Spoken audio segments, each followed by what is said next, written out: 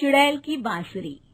एक सुहाना सा दिन होता है और मगन, रामलाला, चंदन, राजन, तपन और गोलू के पापा गांव के बरगद के पेड़ के नीचे बैठकर अपनी शाम की गपशप कर रहे हैं।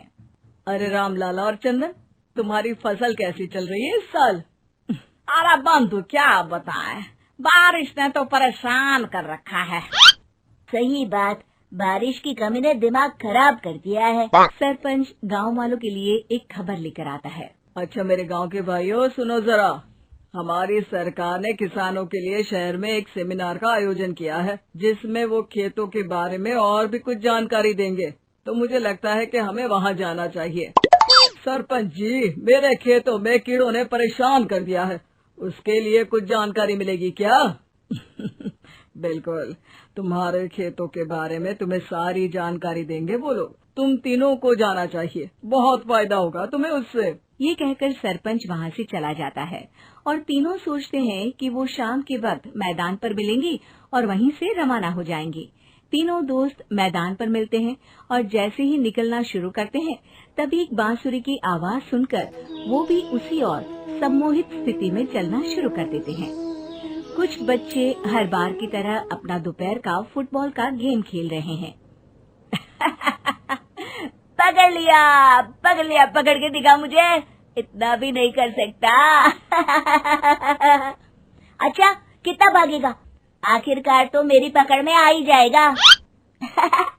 हाँ, तुझे पता नहीं तपन, राजन कितनी तेज दौड़ लगा सकता है। खेलते खेलते अचानक से एक बांसुरी की मीठी आवाज सुनाई पड़ती है। सारे बच्चे उसका पीछा करने लगते हैं। शाम हो गई है और बच्चों के घर न आने की वजह से उनकी माँ मैदान में पहुँच जाती है।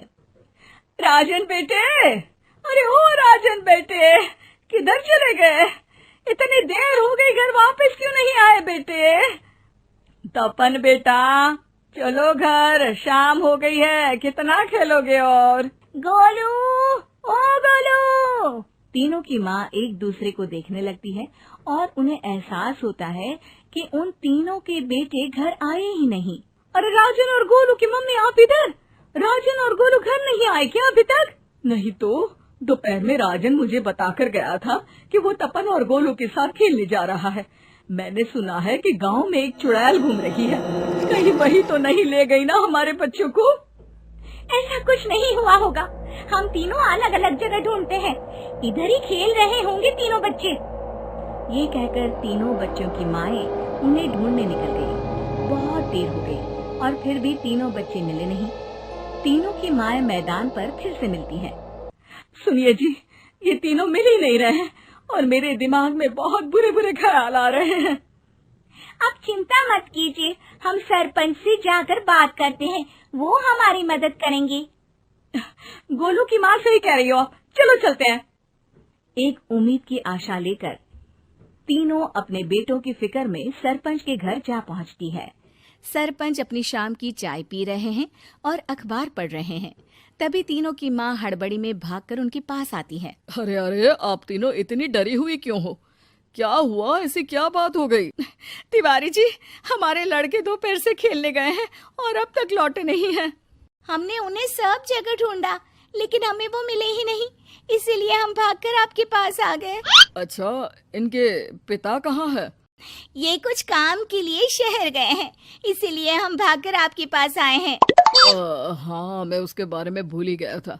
एक काम कीजिए, मुझे उस जगह लेकर चलिए जिधर वो आखिरी बार खेल रहे थे।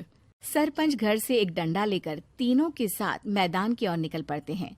तीनों मैदान पर पहुंच जाते हैं और उन्हें ढूंढने के लिए कुछ सुराग खोजना शुरू करते हैं। आपको कोई ऐसी जगह पता है जहां ये तीनों साथ में मिलते हैं? नहीं जी, ऐसी तो कोई जगह नहीं पता।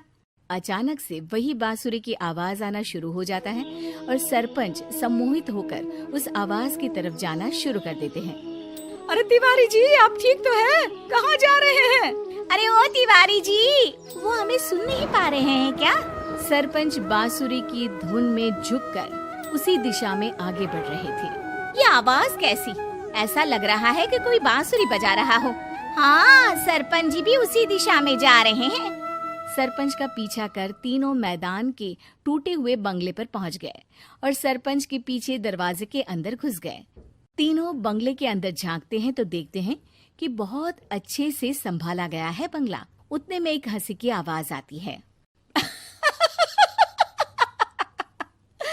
मेरी बांसुरी, तूने मुझे आज तक कभी तंग नहीं किया।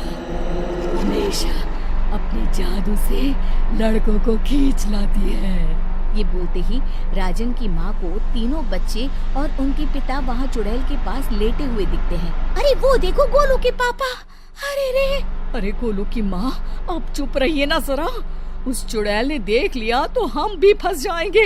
इन्हें बचाएगा कौन? लगता है ये शहर गए ही नहीं और इस चुड़ैल ने इन सबको भी यही बुला लिया है। अब हमें इन्हें छुड़ाना होगा। एक काम करते हैं। राजन की मम्मी गोलू और तपन की मम्मी को एक प्लान बताती है। बिल्कुल सही कह रही हो राजन की मम्मी। चलो आज इस चुड़ैल को मजा चखाते हैं।